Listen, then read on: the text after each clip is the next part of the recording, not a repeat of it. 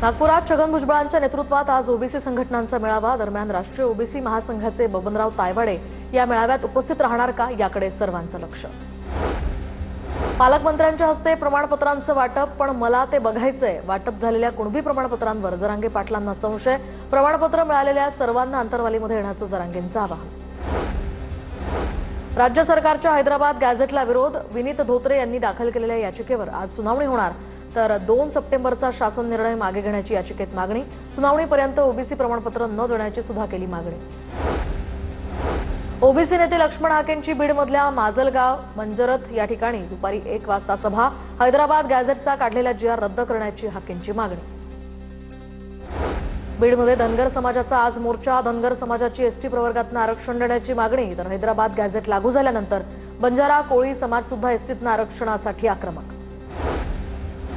मुंबईचा महापौर हा मराठीच होणार, तर खानाची भीती दाखवून भैया आणि गुज्जू महापौराचा कट उधळून लावणार। मनपा निवडणुकांवरून संदीप देशपांडेंचा भाजपवर निशाणा। बीड अहिल्यानगर रेल्वे श्रेयाचा नाही तर स्वप्नांचा विषय। एखाद्याच्या स्वप्नाचं श्रेय आपण कसं घेणार? पंकजा मुंडेंचं वक्तव्य। तर रेल्वे फायद्याची नसताना सुद्धा मुंडे साहेबांच्या शब्दासाठी मोदीजींनी मंजुरी दिली, पंकजा मुंडेंचं वक्तव्य। मंत्री भरत गोगावले छत्रपती संभाजीनगर दौऱ्यावर। भरत गोगावले यांच्या हस्ते इलेक्ट्रिक गाड्यांचं वाटप। अहमदाबादमध्ये एअर इंडियाच्या अपघातात झालेल्या विमानाच्या चौकशीवर विमानाचे वैमानिक कॅप्टन सुमित सबरवाल यांच्या वडिलांचा आक्षेप। माझ्या मुलावर बट्टा नको, अपघाताची सरकारनं चौकशी करण्याचीही केली मागणी। छत्रपती संभाजीनगरमधील ब्रिजवाडी परिसरात पाण्याची टाकी कोसळली। जीर्ण झालेली ही पाण्याची टाकी अचानक कोसळली। सुदैवानं या घटनेमध्ये कोणतीही जीवितहानी नाही। पुराच्या पाण्यातनं वाट काढत आरोग्य कर्मचाऱ्यांकडून सेवा, तर बुलढाण्याच्या नांदुरा तालुक्यातल्या औधा बुद्रुक या गावात सेवा।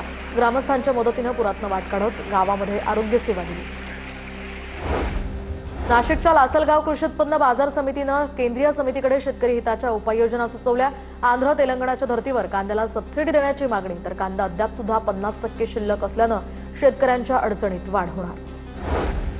परभणीच्या पूर्णा तालुक्यामध्ये रात्री ढगफुटी सदृश्य पाऊस, तर 98 मिलीमीटर पावसाची नोंद। परिसरातील पिकांचे यामुळे मोठं नुकसान। मागील महिन्यात सुद्धा 180 मिलीमीटर पावसाची रेकॉर्ड ब्रेक नोंद झाली होती। जालना जिल्ह्यात 94,000 हेक्टर क्षेत्राला अतिवृष्टीचा फटका। प्राथमिक अहवालातनं ही बाब समोर। जालना शहरासह ग्रामीण भागामध्ये सुद्धा शेतकऱ्यांचे